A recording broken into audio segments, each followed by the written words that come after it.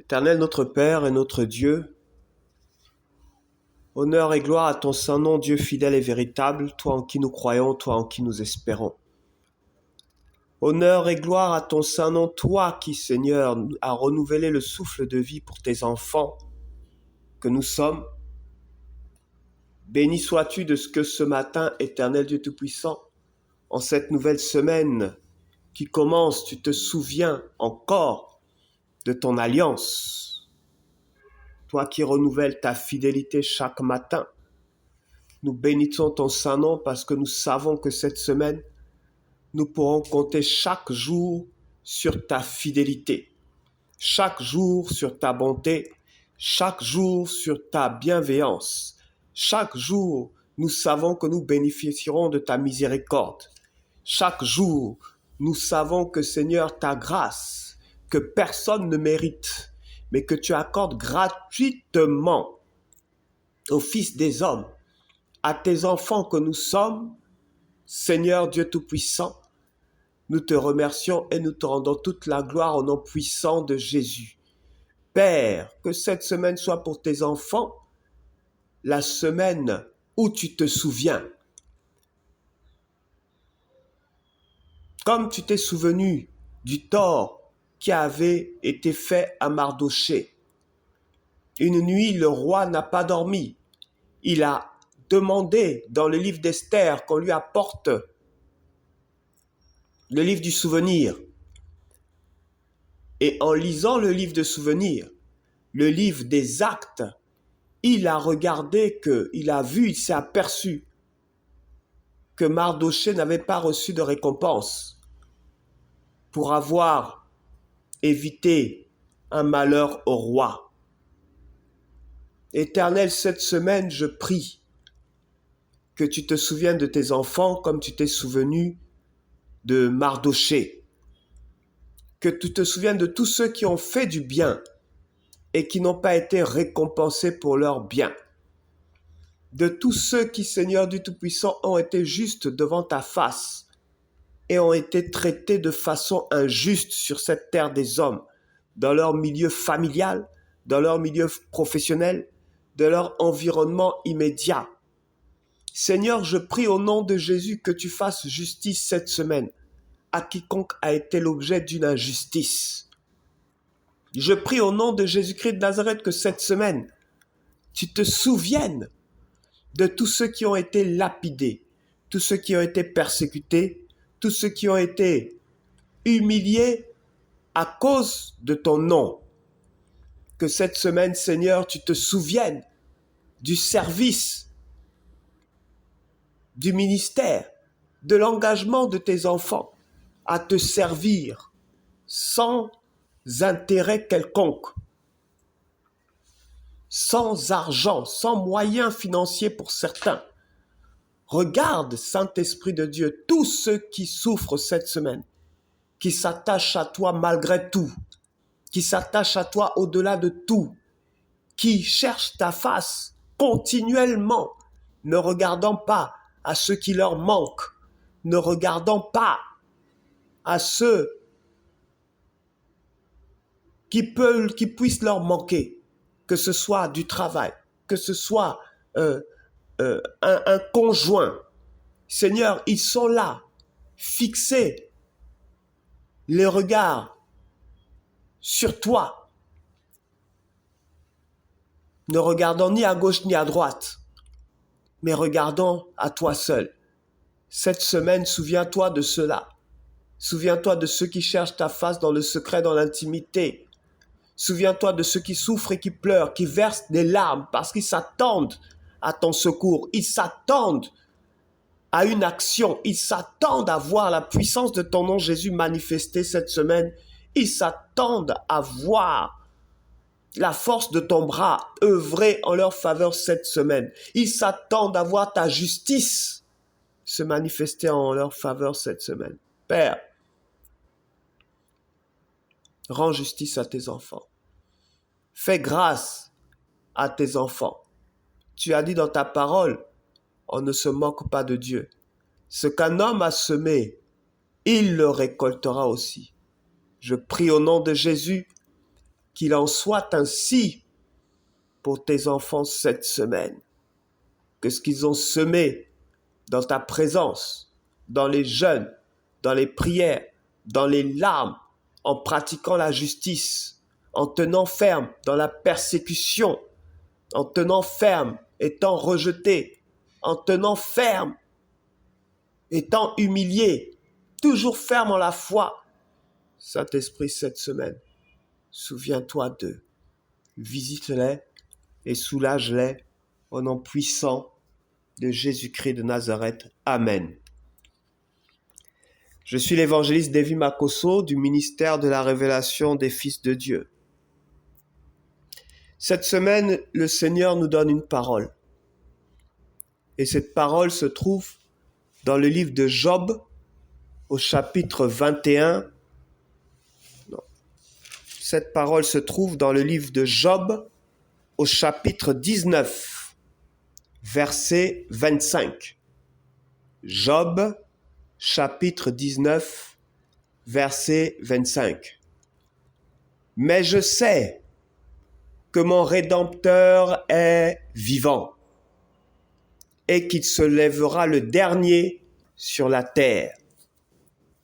Mais je sais que mon Rédempteur est vivant et qu'il se lèvera le dernier sur la terre.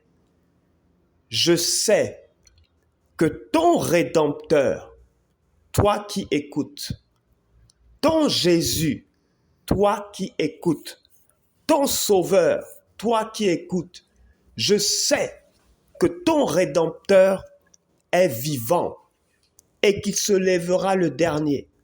Quoi qu'il arrive, quoi que tu vives, quoi que tu traverses, quoi que tu aies entendu qui t'ait démoralisé, ton Rédempteur, ton Jésus, ton Seigneur est vivant. Il est là, près de toi. Il n'a jamais été si près de toi qu'en ce moment où tu souffres, qu'en ce moment où tu traverses comme la vallée de l'ombre de la mort. Mais pourtant, même dans la vallée de l'ombre de la mort, le Seigneur dit, ne crains aucun mal, car il est avec toi. Ne t'attarde pas à ce que tu vis, mais garde les yeux fixés sur Jésus. Ton Rédempteur est vivant, même si tu as l'impression qu'il n'est pas là, même si tu as l'impression qu'il ne t'entend pas, même si tu as l'impression qu'il ne voit pas tes larmes, qu'il ne voit pas ton humiliation, même si tu as l'impression qu'il n'est pas sensible à ce que tu vis, même si tu as fini par être atteint par le découragement en disant de toute façon Dieu le fera quand il voudra. Sache une chose, ton Rédempteur est vivant. Il est vivant, il est vivant, il entend, il voit, il écoute, il agit, il parle. Ton Rédempteur, ton Jésus est vivant. Celui que tu as invoqué est vivant. Celui en qui tu espères est vivant. Il n'oublie pas ses enfants. Le roi n'a pas oublié Mardochée. Il a passé toute une nuit. Il ne pouvait pas dormir. Poussé par l'Esprit de Dieu, il est allé prendre le livre des souvenirs. Et poussé par l'Esprit de Dieu, il a vu qu'aucune récompense n'avait été donnée à Mardochée pour avoir posé un acte qui avait permis de sauver son trône, le trône du roi. Et cette même nuit, Mardochée a été récompensé. Ton Rédempteur est vivant. Il ne t'a pas oublié. Il n'oublie pas ses enfants. Ton Rédempteur est vivant. Cette semaine, ton Rédempteur se lèvera pour toi. Il se lèvera pour toi. Il se lèvera pour toi. Ton Rédempteur est vivant. Il se lèvera le dernier. Il ne se lève pas quand les autres se lèvent. Il ne se lève pas quand l'adversité se lève. Il ne se lève pas quand l'oppression se lève. Il laisse tous ceux qui se lèvent contre toi affûter leurs armes. Il les laisse programmé et planifié des plans contre ta vie, il les laisse te nuire le jour ou te nuire la nuit, quels que soient les esprits, les puissances des ténèbres, il sait que le diable rôde autour de toi et qu'il a commencé à dévorer ici et là autour de toi, comme ce fut le cas pour Job. Le diable avait commencé à dévorer ici et là dans certains domaines de sa vie qui ont été touchés. Il a perdu ses biens, il a perdu ses enfants, sa santé a été atteinte. Job s'est retrouvé dans une situation où le diable était autour de sa vie. Il était atteint par le malheur, tel que dit la parole du Seigneur. Le malheur atteint souvent le juste, mais l'Éternel l'en délivre toujours. Ton Rédempteur est vivant, il se lèvera le dernier. Lorsque le diable aura abattu toutes ses cartes, ton Rédempteur est vivant, il se lèvera le dernier. Lorsque tous les plans auront été déroulés, lorsque toutes les actions auront été prises contre ta vie, lorsque le diable aura animé ciel et terre contre ta vie, contre ta santé, contre ta famille, contre tes affaires, sache une chose, ton Rédempteur, ton Jésus est vivant, mais il se lèvera le dernier. Il se lèvera le dernier, comme il s'est levé le dernier dans la vie de Job. Il a attendu que le diable ait fini de frapper. Il a attendu que le diable ait fini d'agir. Il a attendu que le diable ait fini d'abattre toutes ses cartes. Il a attendu que le diable aille jusqu'au bout de sa vision, de sa pensée et de ses plans contre Job.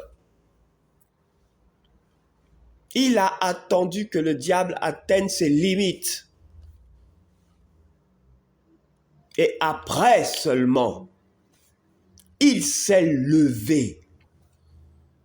Il s'est levé, il s'est levé. Le dernier, après seulement, il se lève. Après que les docteurs aient déclaré qu'ils sont devenus incapables, qu'ils ne peuvent plus rien faire et qu'il te reste quelques jours à vivre. C'est à ce moment-là que ton Dieu se lèvera afin que l'on sache et qu'on reconnaisse qu'il est seul Dieu, qu'il est seul roi, qu'il est seul Seigneur, qu'il est seul Rédempteur, qu'il est vivant.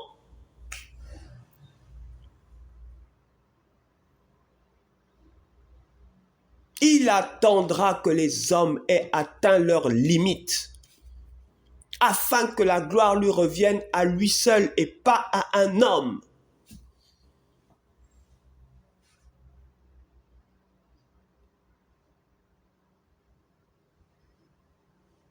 Parce que Dieu ne partage pas sa gloire avec un homme. Ton Rédempteur ne partage pas sa gloire avec un homme.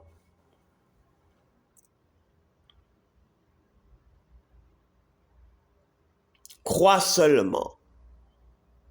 Ton Jésus, ton Rédempteur ne t'a pas abandonné. Il est vivant. Il est là près de toi. Il ne t'a pas abandonné. Crois seulement. Il se lèvera pour toi. Mais il se lèvera le dernier. Après qu'ils t'auront cru à terre. Après qu'ils auront cru que tu ne peux plus te relever. Que c'est la fin pour toi, la fin pour tes affaires, la fin pour ta vie professionnelle, la fin. Lorsqu'ils déclareront, qu'ils proclameront, qu'ils prophétiseront que c'est fini pour toi, qu'il n'y a plus d'issue pour toi dans cette affaire, que tu ferais mieux d'abandonner Dieu en qui tu crois.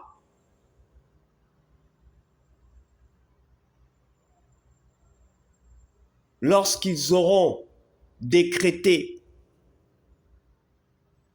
qu'il n'y a plus aucune solution pour toi par leurs paroles et par leurs actions, alors ton Dieu s'élèvera le dernier et ils reconnaîtront que ce n'est pas par la main d'un homme, ni par ta propre main que tu es sorti de cette situation, mais par la main de Jésus-Christ de Nazareth, qui ne partage pas sa gloire avec un homme,